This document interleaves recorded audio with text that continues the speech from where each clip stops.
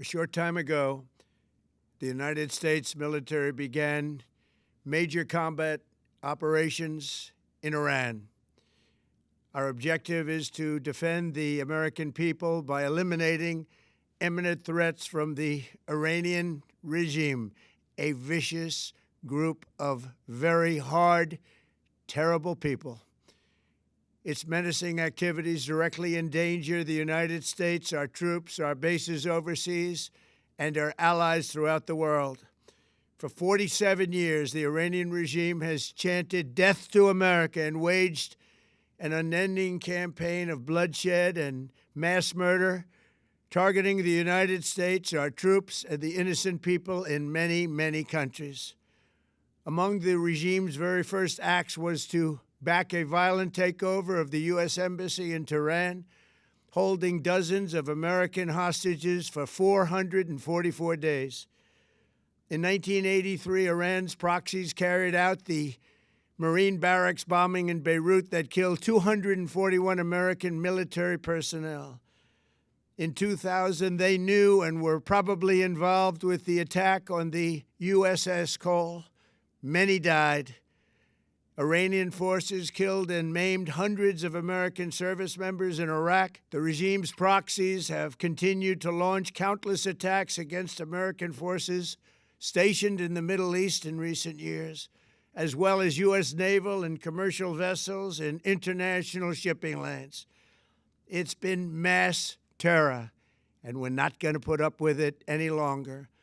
From Lebanon to Yemen and Syria to Iraq, the regime has armed, trained, and funded terrorist militias that have soaked the earth with blood and guts. And it was Iran's proxy, Hamas, that launched the monstrous October 7th attacks on Israel, slaughtering more than 1,000 innocent people, including 46 Americans, while taking 12 of our citizens hostage. It was brutal, something like the world has never seen before.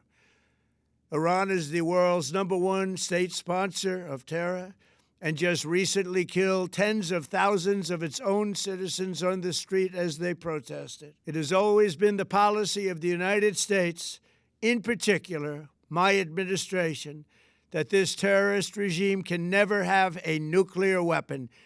I'll say it again, they can never have a nuclear weapon. That is why in Operation Midnight Hammer last June, we obliterated the regime's nuclear program at Fordow, Natanz, and Isfahan. After that attack, we warned them never to resume their malicious pursuit of nuclear weapons, and we sought repeatedly to make a deal. We tried. They wanted to do it. They didn't want to do it. Again, they wanted to do it. They didn't want to do it. They didn't know what was happening. They just wanted to practice evil. But Iran refused, just as it has for decades and decades. They've rejected every opportunity to renounce their nuclear ambitions, and we can't take it anymore.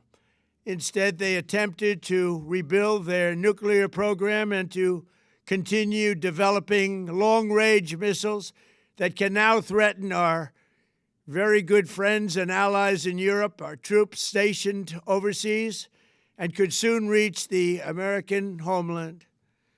Just imagine how emboldened this regime would be if they ever had and actually were armed with nuclear weapons as a means to deliver their message.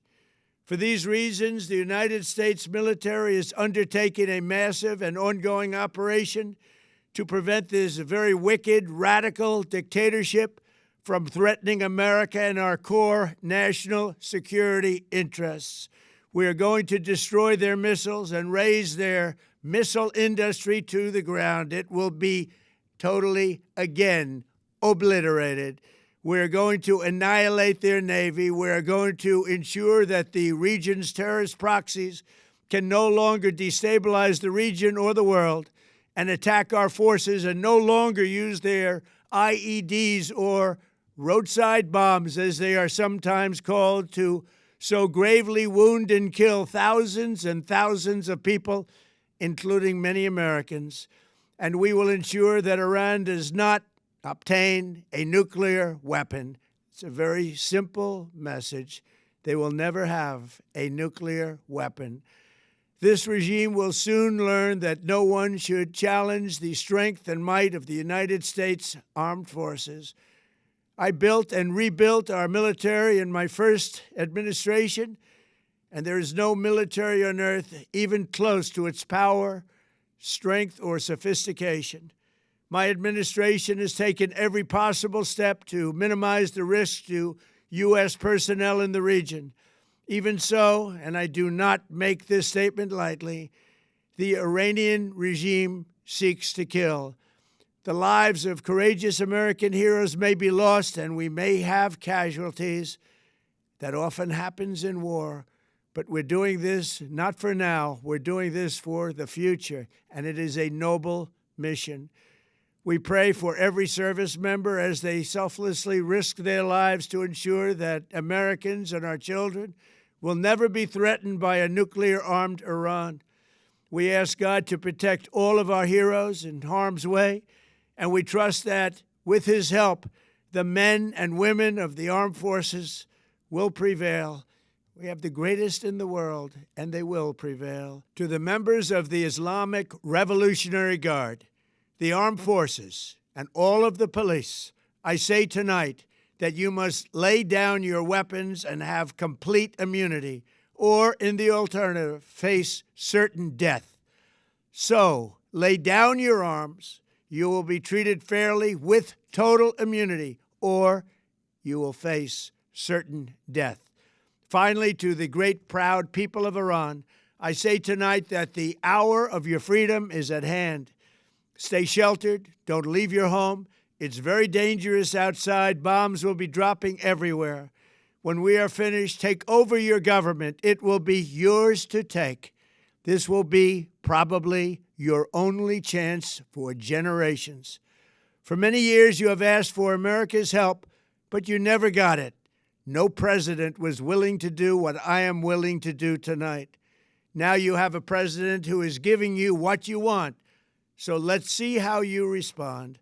America is backing you with overwhelming strength and devastating force. Now is the time to seize control of your destiny and to unleash the prosperous and glorious future that is close within your reach. This is the moment for action. Do not let it pass. May God bless the brave men and women of America's armed forces. May God bless the United States of America. May God bless you all.